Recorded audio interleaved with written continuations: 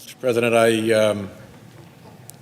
I'm delighted to follow the Majority Leader in his strong remarks about the beginning of the process of passing S1, not only to deal with the question of voting rights, but to deal with the question of the dark money plague that is infesting our democracy and taking the power over decision-making in this body and in this building away from regular people and putting it into the hands not only of special interests, but of special interests who are happy to operate in secret. One of the ways in which this power has been deployed has been with respect to the judicial branch of government. And I am here now for my third speech in the scheme series to draw attention to this problem. In the first two scheme speeches, I described the corporate power game plan offered by lawyer Lewis Powell to the U.S. Chamber of Commerce and the subsequent effectuation of that game plan by Justice Lewis Powell, appointed to the U.S. Supreme Court 2 months after his secret corporate power game plan went to the chamber.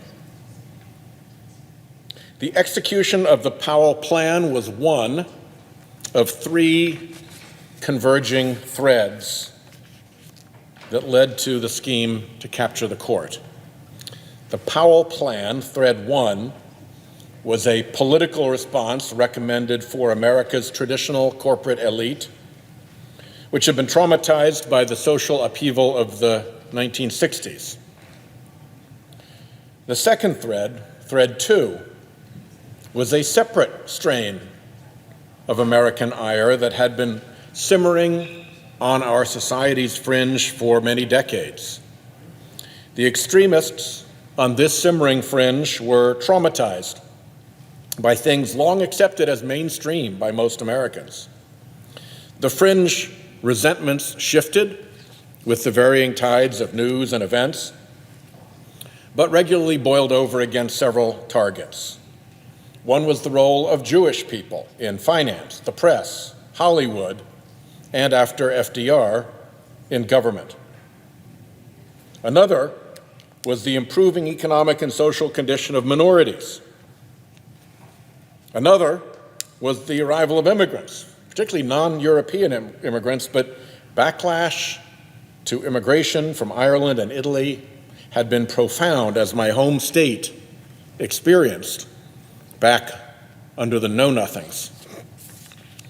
Other resentments sprang from imaginary events, conspiracy theory, delusions, and crackpot ideas. This persistent strain along the American fringe was chronicled in Pulitzer Prize-winning historian Richard Hofstadter's 1964 essay, The Paranoid Style in American Politics, later a popular book. This latent strain of paranoid extremism showed itself in groups like the John Birch Society, which never gained social or political acceptance. It was fed and nurtured by a handful of right-wing foundations set up by a few colossally rich and politically irate and frustrated families. It boiled up in the presidential campaign of Senator Barry Goldwater, which ended in one of the worst landslide defeats in American history. It drove the occasional aspirations of the Libertarian Party, whose extremist platform suffered predictable but humiliating crushings at the polls. All of this defeat over all of these decades concentrated the strain, isolated its most persistent and determined elements, and added to it an emotional payload of resentment.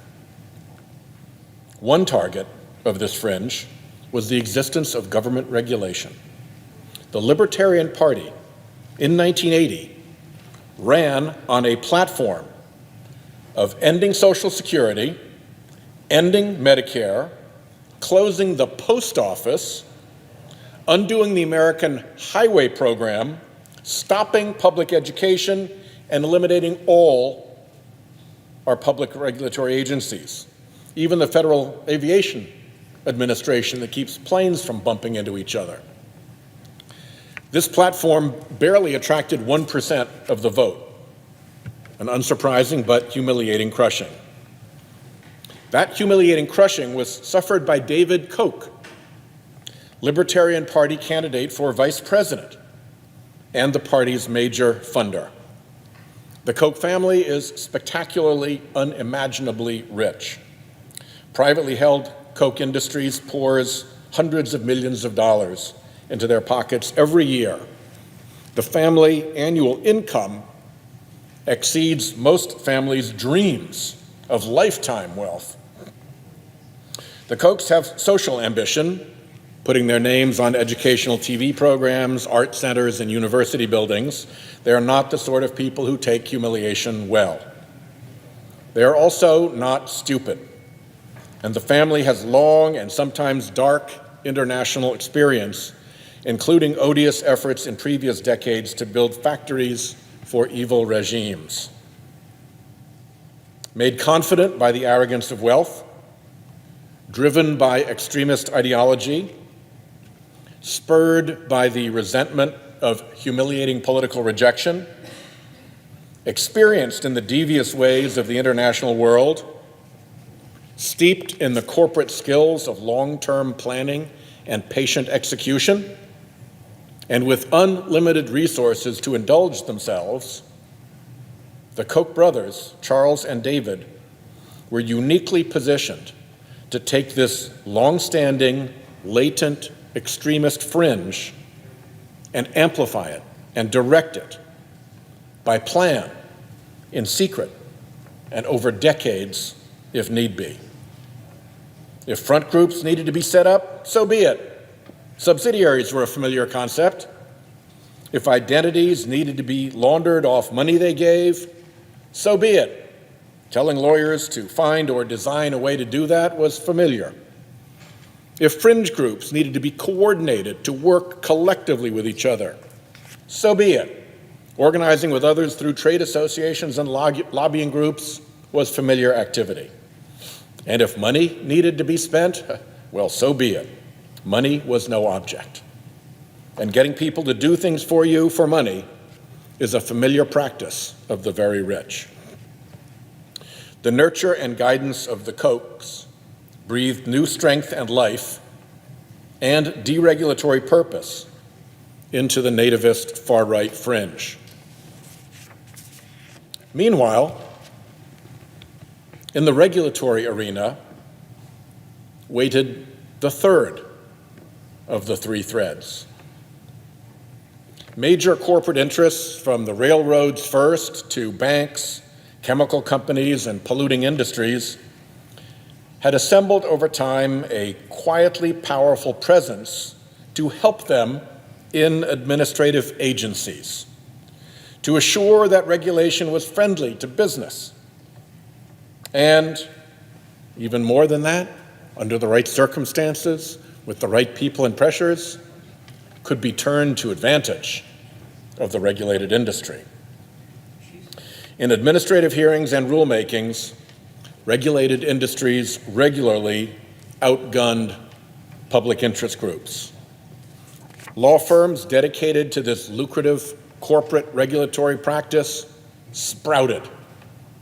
Gleaming stables were kept of well-tended professional witnesses who could reliably spout the corporate line in agency proceedings.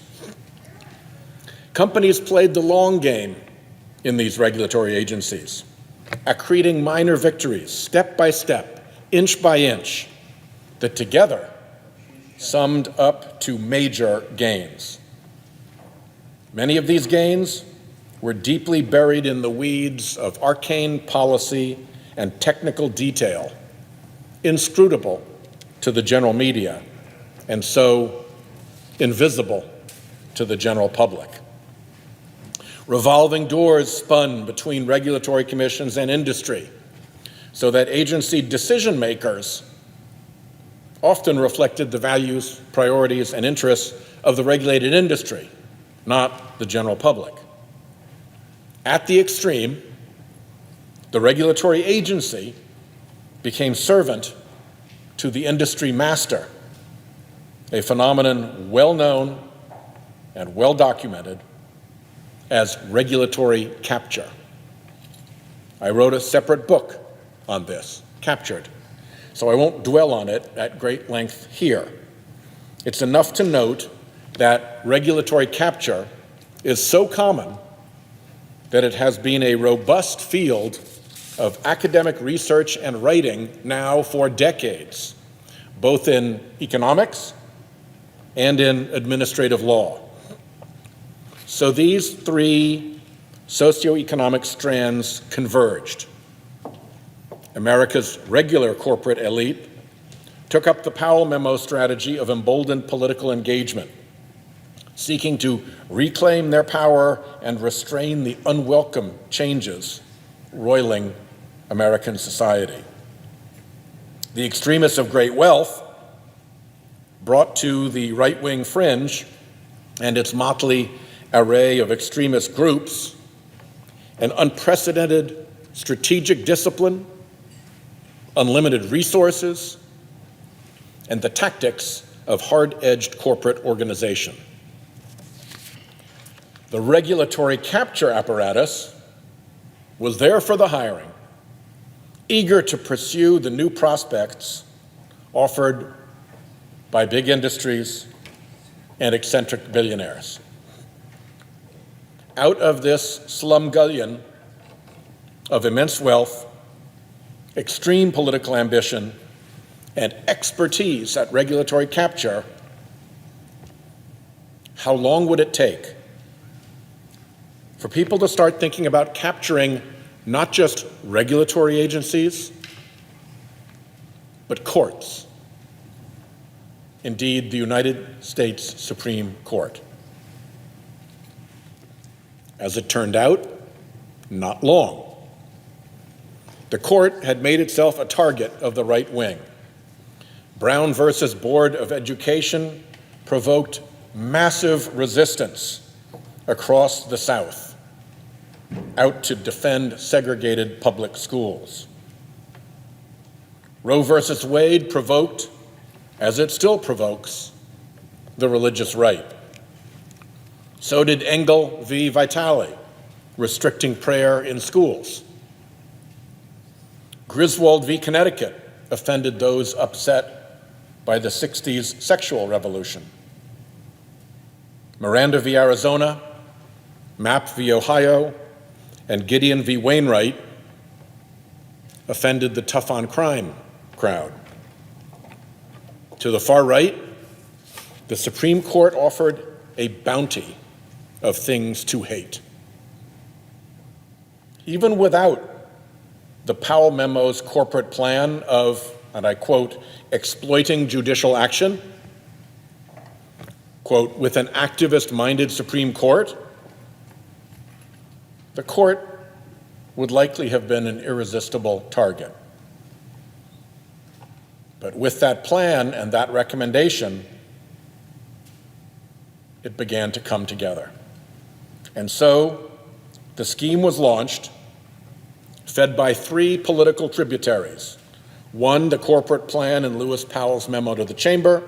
Two, the resurgent Koch-powered far-right fringe. And three, the eager, available mercenaries of regulatory capture.